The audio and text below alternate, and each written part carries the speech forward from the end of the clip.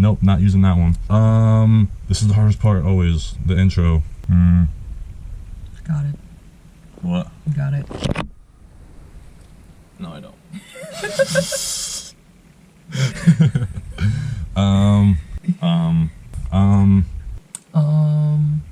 Alright, I got it. I know. Hello, everybody. Welcome to the first review. Nope, fucked it up already. Hello, Internet. I'm the Festival Finesser. This is a phone call interrupting my blog. And in today's video, we're going to be doing a review of HIJINX, talking about the lines, nope, fuck. You probably have gone to or are thinking about going, fuck, I stuttered over my own words. Here we go, run that back. You're probably thinking or have gone to HIJINX Music Festival in Philadelphia at the Philadelphia, fuck, bro, can't talk. All right, ready?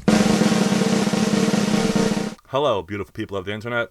I'm the Festival Finesser. This is the Mosh Queen. And if you're watching this video, it's probably because you are thinking about or have gone to HIJINX Music Festival at the Philadelphia Convention Center. And in today's video, we're going to be talking about a review of that festival, that experience, the lines, the security, the venue, the production. Is it really worth going to? We're going to answer that question for you at the end of the video, so keep it locked, stay tuned, and enjoy the intro.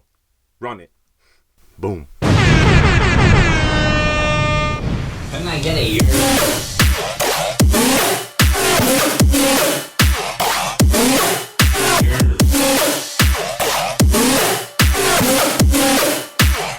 I'm the Festival Finesser. Finesse gang, what's good? Hello, welcome back to the channel. Welcome back to the first video of 2020 recorded in this bedroom, in the Festival Finesser studio. You know who I am, you know who she is, I hope, but if you don't, she's gonna tell you anyway. I'm the Moss Queen. Yeah, what's up? I'm the Festival Finesser. This is my channel, a channel that evolves at music festivals and live music going experiences with a focus and concentration on dubstep and... Right on. If you're not following me or her or us at a festival, you're sitting with me here at this desk, getting life hacks, trick tips, festival reviews, EDM news, controversial debates, and any words of advice I can give to you guys to make sure you have the best festival going experience possible. Alright, so as I mentioned earlier in the video, we're talking about HIJINX, doing a in-depth review as we always do on the channel from start to finish, and we're going to give you all the useful information that you guys should know from the moment we park to the moment we left. And that pretty much is universal for both days of this kind of festival. And I'm going to be using the word festival here, but I really would not consider this event a festival because it's only one stage and it's indoors. But we're going to talk about all that stuff because I did have a good time. It was fun. So first things first, let's talk about parking, getting there. It's at the Philadelphia Convention Center. It's inside. The venue is massive. Yeah. It's huge. But it's in the heart of Philly. I would imagine, I'm not sure about the heart, but it's balls deep in Philly. It's like parking is a bitch.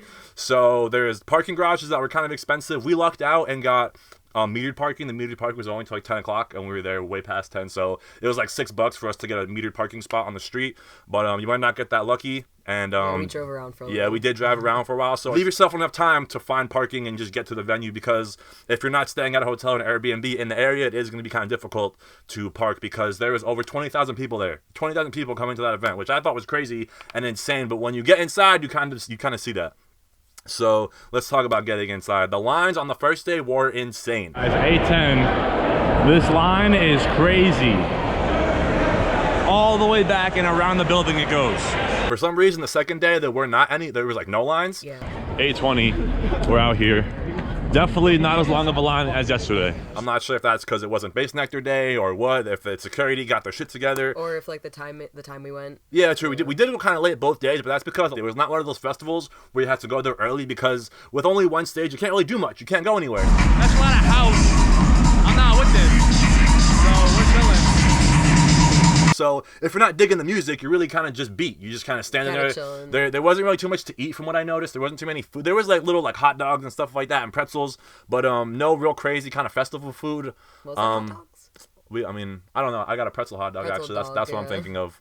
But yeah, we didn't find too much food quickly. You know, we thought it'd be all over the place, and it was actually kind of hard to find. So a lot of vendors though, like with like a lot of like just festival kind of like stuff, you know merch and pashminas and like jewelry and all that kind of stuff. So it definitely kind of had like a festival vibe towards the back, but going into the crowd, it was really just kind of like going to like an avant-garde or like... it was like a festival vibe in there because you were just like this with people in the back. But being inside fucks me up. Yeah. It, Yeah. it doesn't feel like a festival Yeah. inside.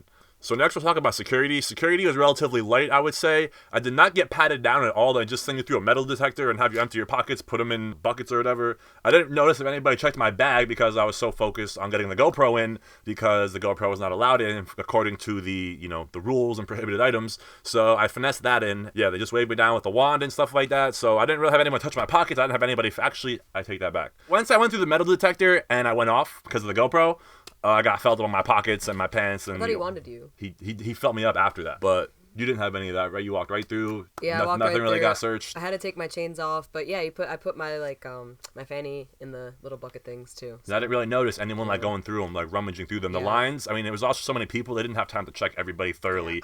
The metal detectors were safe enough, as long, what I'm saying, as long as the metal detectors weren't going off, no one's bringing weapons. It's really, I don't think it's the end of the world. Yeah. Next, we'll talk about the venue a little bit more in the production. As we mentioned, it was a massive space. It's just this giant convention center. I thought the production was dope. The production was crazy. Yeah. Lasers, the screen, the stage was massive. It was huge. Yeah. It was one There was stage, kinda but it was screens like everywhere. it was along the whole front, bro. There was not, the stage did not end. It was the whole entire front wall. So that was sick. Yeah.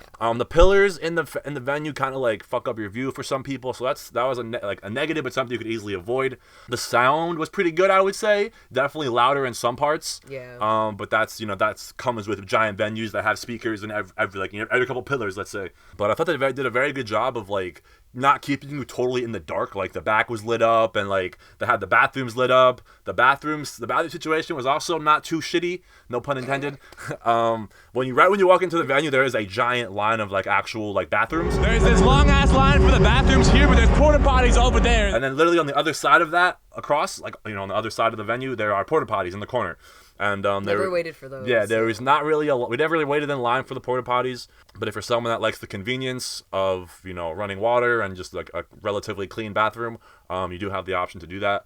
They also have free water refill stations. I did not bring a Camelback. It was not that kind of festival where I was going to be like huffing and puffing all day and did a lot of walking and like running around. Though they do have water, like a water fountain, like multiple water fountains, and they have like actual hydration stations. We got Excision Slander right now. Have free water at the water fountain. Shout out HIJINX. I know what's up. Water refill stations are on the whole place actually. So not just water fountains, actual refill stations. Having the porta potties in there actually made it feel like more of a festival. Honestly, yeah, it did. But that was a very good touch, because if it was just the bathrooms in there, it would have been a shit show. Again, no pun intended. Anyway, the lineup was stacked, and I feel like this venue, this event, I should say. I feel like this event is going to be one of those events that's continuously talked about, because the lineup last year had Bass Nectar and like a few other heavy hitters. This year it has Bass Nectar, Zed's Dead, Skrillex, Excision, back-to-back Slander. So I feel like it's going to be kind of hard to top that next year, but they could probably like repeat and put Excision, Bass Nectar on the lineup. We could talk about that video alone, the lineup, having Bass Nectar and Excision on the same lineup in the same venue with Skrillex. That's crazy. Then you have Zed's Dead, Porter Robinson also, that have huge fan bases. Yeah. And yeah, so the lineup was incredibly insane, and half the reason why I went. I'm not somebody to really enjoy indoor festivals, indoor events like that of high caliber. But they gave us a good festival for the wintertime. That's true. It was a crazy event for the wintertime, and it did kind of have the festival vibe because of so many people. But at the same time, I don't. It was just one when spot, you're in one exactly. area. If you don't like the music, there's not much for you to do. You can't wander off to another stage. You can't go and you can go and sit, but you're always gonna be just kind of like balls deep in the music. Like it was loud as fuck. You can hear it all the way to the back.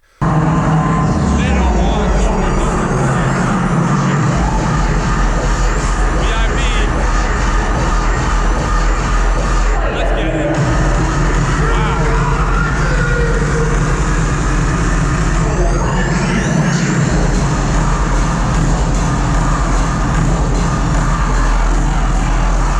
Vibes. Yeah, let's talk about the vibes. We really usually never have problems because we just kind of stay away from that anyway. Well, I never ran into someone that was giving us, kind of a hard time. We met with our friends, or we, kind of were just doing our own thing. The overall vibe, it did not really give me it did not feel like a Chad Fest, honestly. You were there for the music. It was mainstream as fuck. It was mainstream as fuck. You could tell people weren't all there, but it wasn't people weren't there with their shirts off, and it was I guess almost You had your Base Nectar fans, you had your Porter fans. Yeah, had your exactly. Excision You had all the fans. it was a lot of like strong fan bases, which brought a lot of fans, obviously from close and far. A lot of people came and traveled for that festival because it was crazy, bro. Yeah. Like HIJINX for us is kind of local, you know. It's the local East Coast thing, but you know, second year, heavy hitters on the lineup. I could see people talking about it and kind of hyping about it. What's gonna happen next year? It's something big to do in the winter too. Exactly. Yeah, It's huge. And again, I personally don't think it was worth it financially. Last year we didn't go because it was so expensive and you couldn't do one day. And that's another interesting point is they're very like strong on full sends. Yeah. There is no half sending. It's do or die, 2 days or nothing. So it's kind of cool in that aspect. But I think they would make a lot more money. And have a lot more people come out and maybe not have it be so overcrowded. Not that I felt it was overcrowded. The space is, again, I will emphasize, it's fucking huge. It's massive. There is no way you can overcrowd that place. Yeah. In the back, it was weird because in the back, I saw certain areas, especially when it was like tight near the pillars, that people were like, and we were even like this at one point. Why and then we went up to the front the next day, and it was just like we had so much space. Room. The first day felt way more crowded than the first day. Oh yeah, the line too. Yeah, exactly. Crazy, the second day there was no line. We got right to the front on the right side, and we had way better location for the night. But I didn't really have any problems. I didn't really see any fights. No drama. No crazy stuff. No crazy shit. No wookery. Like it was very kind of. I saw some. But yeah, overall we had a good time. It is kind of pricey, and you know, to just be inside all day, it just kind of felt more of like going to like, you know, a day event 2 days in a row. It didn't really feel like a festival all so much. I went very light. I didn't pack a lot of shit for the day, and I don't know if I would go again next year, just because it really have to depend on the lineup, because I don't want to be stuck inside at one stage all day. That's just not for me. It was almost like, I don't even remember how much you paid. We bought tickets the day they came out type shit, because I knew I wasn't going to mess that lineup. And Base Nectar, Excision, and Skrillex in the same building, bro. Like, that was really the seller for me. But I'm also just not a big fan of like indoor expensive things inside. If I want to spend my money, I want to spend my money and be free and just really be able to enjoy the whole experience. Not that I didn't enjoy the experience, but I only went for 3 sets each day. You know, there was 6 or 7 people, and we only saw 3 of them. And that's just because we knew we didn't like those artists in the beginning. So why are we going to go there early and waste our time and just kind of be bored, or, you know, not enjoying ourselves, or, yeah. So that's why it doesn't feel like it's worth it in that aspect. Unless you love everybody on the lineup, it's kind of expensive, you know? Yeah, it's really expensive. Yeah. So, yes, with indoor festivals, they're kind of limited onto what you can talk about, what you can do. So that wraps up this video for the most part. I think we hit all of the points I want to talk about, all the main points. If you guys have any questions, any comments, any feedback, any thoughts about your HIJINX experience this year, last year, drop them in the comments and let it be a little thread for people to come and get information, because the whole reason we make these videos are for you guys that are trying to come next year. And you're like, oh, I wonder if this festival is worth it. We're going to tell you what's good and what you should expect. Thank you guys for watching. Make sure you guys subscribe. I have a bunch of new content coming for 2020. Make sure you guys watch the best of 2019 edits. We got a Hesh edit. We got a Subtronics edit. We got a me edit. We have a Ganja White Night edit. So those are all just posted within the last 4 days, and they're doing very well. So thank you guys for the support. Big things coming in 2020, and we'll see you for the next one on the festival. Finesser. Moss Queen. Peace.